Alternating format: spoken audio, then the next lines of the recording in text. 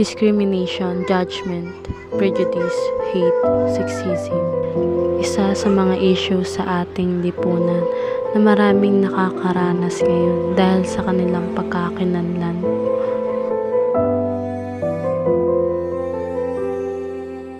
Sa bawat sulok ng ating lipunan, bawat tao ay may kwento. Kwento ng pag-asa, pagkilala at pagtanggap. Ngunit, paano kang iyong pagkatao ay hindi kinikilala ng batas? Ito ang layunin ng SOGIE, ang magbigay ng pantay na karapatan para sa lahat, anuman ang kasarian o oryentasyong sexual. Ang sexual orientation and gender identity expression o mas kilala bilang SOGIE Bill ay isang panukalang batas laban sa diskriminasyon sa Pilipinas na naglalayong protektahan ang mga karapatan ng mga taong kabilang sa LGBTQ+. Muling ipinakilala ang panukalang batas sa pagkakapantay-pantay ng SOGIE sa Kongreso ng Pilipinas ng maraming beses simula noong taong 2000.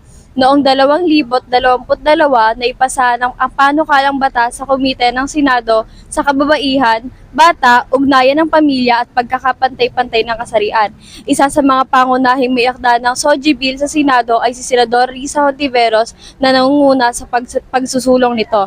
Aktibo siyang nakikilahok sa pamamagitan ng pagsasalita sa mga talumpati, pagsusulat ng mga artikulo at pakikipag-ugnayan sa iba't ibang grupo at individual.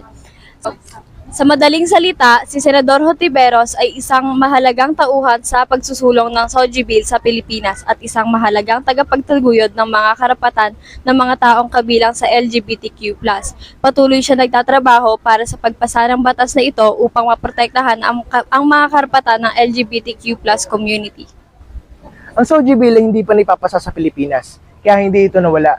Maraming beses na itong ipinakilala sa Kongreso noong taong 2000. Ngunit hindi pa rin ito nabibigyan ng sapat na suporta upang maipasa dahil may ilang mga dahilan kung bakit hindi pa ito napapasa. May mga ilan kaming nakapanayam upang malaman namin ang opinyon nila sa SOGIE Bill.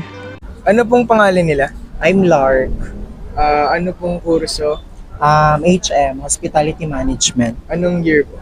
Second year now. Familiar po ba kayo sa SOGIE Bill? Yes, especially, bali yung SOGIE Bill is, yun nga, hindi pa rin siya na ibabatas hanggang ngayon since marami pang hindi sang-ayon sa SOGIE Bill. May isa pa akong katanungan about sa SOGIE Bill. Bilang estudyante, sa tingin mo ba ay mahalagang alam mo ang batas ng SOGIE Bill? Maaari mo ba itong ipaliwanag?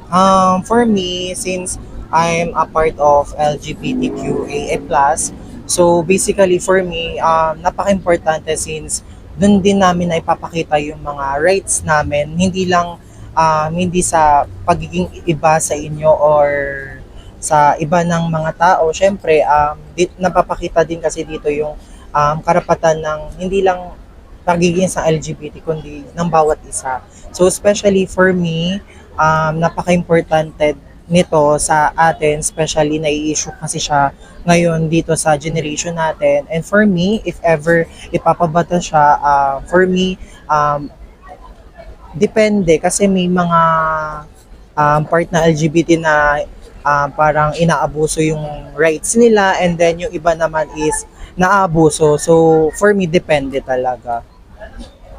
Maraming salamat po. Ano po ulit mga nila? I'm Lark po. Maraming salamat po. Ano pong Sean pwedeng- po. From what course po? CPE, Anong year po? second year. Familiar po kayo sa SOGIE Bill? Yes po, familiar. Bilang estudyante, sang-ayon ka ba na maipasa ang SOGIE Bill at bakit?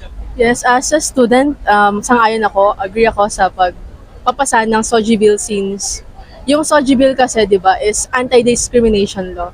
So, inai-equalize nito lahat, every gender, hindi lang babae or lalaki. Every gender, lalo na, di ba, ngayon, sa panahon ngayon, ang dami na din talagang lumalawak na yung LGBTQIA++ community. So, kung mapasaman to, edi parang mas magiging united pa yung bansa natin. Parang ito yung magpapatigil sa patriarchy, sa pagiging mga pagiging specialize, nag-specialize yung mga lalaki, gano'n, di ba? kung saan man natin kasi titignan, parang patriarchy pa rin yung nananaig. So, kung mapapasa man tong Soji Bill, sobrang laking tulong ito para sa bansa natin. So, yun, napakinggan natin si ate. Ano nga po ulit pangalan niya? Shan po. Si ate Shan mula sa kanyang opinion para sa Soji Bill. Maraming salamat. Ay, magandang hapon. Ano pong pangalan niyo kaya? Michael, MJ pa. Anong course niyo po and anong year niya na rin? BSIT third year. Familiar po kayo sa Soji Bill? Pamilyar sa akin yung pangalan, pero parang pinaka-whole concept niya, hindi talaga sa akin. Hindi ko talaga siya parang alam, hindi ko siya gamay. Ganun. Okay. May isa akong tanong sa'yo, kuya. Bilang estudyante, sa tingin mo ba ay mahalagang alam mo ang batas ng Soji Bill at bakit? Maaari mo ba itong ipaliwanag? Siguro mahalaga siya kasi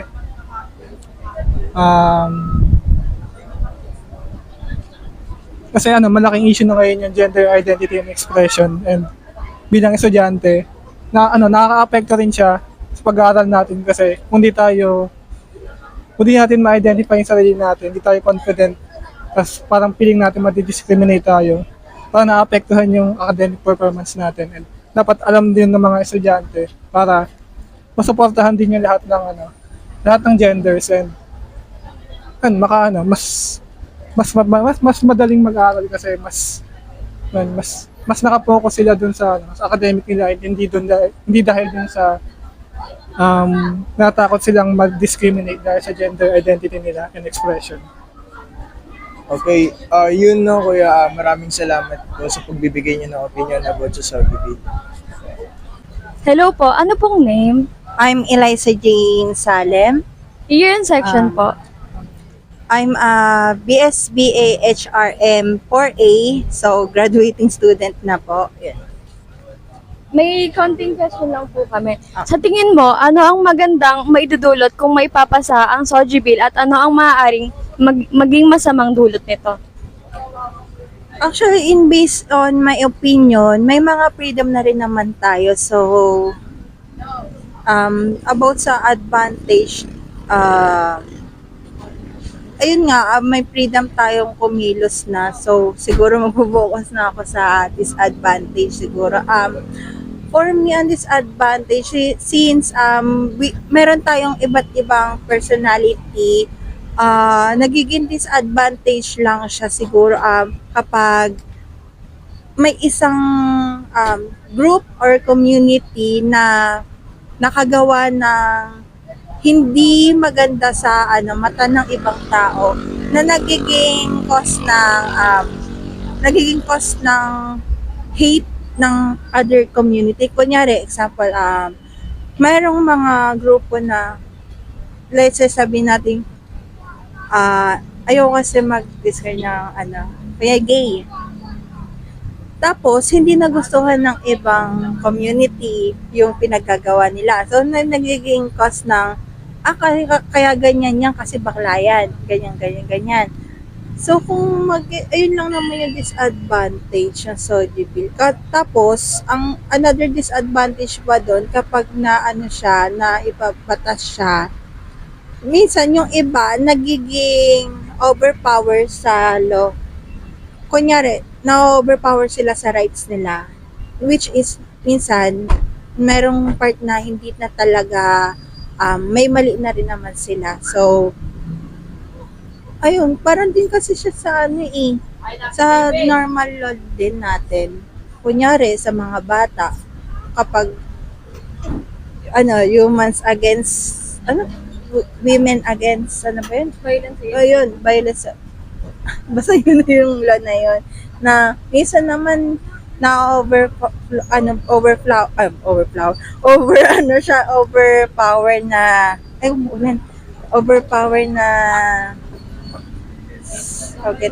nagagamit siya ng hindi na maayos. So, ganun din sa Soji Bill for me, na siguro may mga ibang people na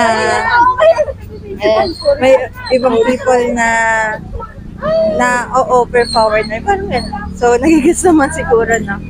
Yun. Pangalawang question po, bilang estudyante, gaano kahalaga o kalaking tulong ng komunidad ang maisatupad ng SOGI Bill?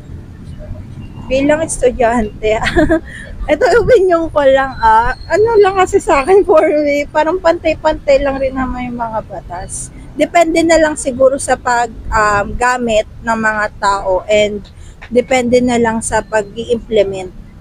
Yun. Lingid pa rin sa ating mga Pilipino na marami pa rin sumusuporta sa LGBTQA+ dahil sa kanilang mga pinaglalaban na mabigyan sila ng pantay na karapatan at maprotektahan ang kanilang kasarilan laban sa diskriminasyon. Kahit hindi pa ito naipasa, napansin ang positibong epekto ng SOGI Bill.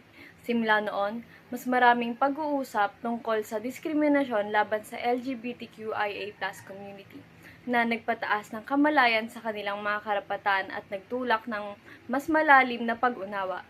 Naging inspirasyon din ito para sa iba't ibang grupo at organisasyon na nagsusulong ng pagkapantay-pantay at respeto, na humantong sa mas mataas na antas ng pagtanggap at pagpapahalaga sa pagkakaiba-iba ng kasarian at sa oryentasyong sexual. Sa pagpapatupad ng SOGI Bill, inaasahan na maayos at maganda ang pagbabago laban sa diskriminasyon. Hindi lamang sa kasarian, kundi pati na rin sa bawat mamamayan na nakararanas ng diskriminasyon batay sa kanilang katayuan sa buhay. Hangad ditong mapatibay at masuportahan ang bawat mamamayan na nasa eskwela, trabaho, at iba pa na maproteksyonan batay sa kanilang pagkakakilanlan. Mas mainam na suportahan ng Senado ang batas na ito para sa lahat ng mga taong naghahangad ng maayos at pagiging malaya batay sa kanilang kasarian. Ang SOGI Bill ay hindi lamang para sa mga LGBTQIA+, kundi na rin para sa mga nakararanas ng pagdidiskrimina. Layunin nito mapagtibay ang respeto at mabigyang proteksyon at pagbigyan ng pagkakapantay-pantay ang bawat mamamayan. Panahon na upang magkaisa at igalang ang bawat katayuan sa buhay. Kami ay sumusuporta sa SOGI Bill, nagtataguyod ng pantay na karapatan at respeto para sa lahat. Ang SOGI Bill ay hindi lamang usapin ng LGBTQ+ community. Ito ay laban para sa pantay na karapatan ng lahat, anuman ang kasarian o ekspresyon. Ang laban para sa paggalang at pagkapantay-pantay ay laban nating lahat. Panahon na upang magising, makinig at kumilos para sa isang lipunang makatarungan at inklusibo para sa bawat Pilipino.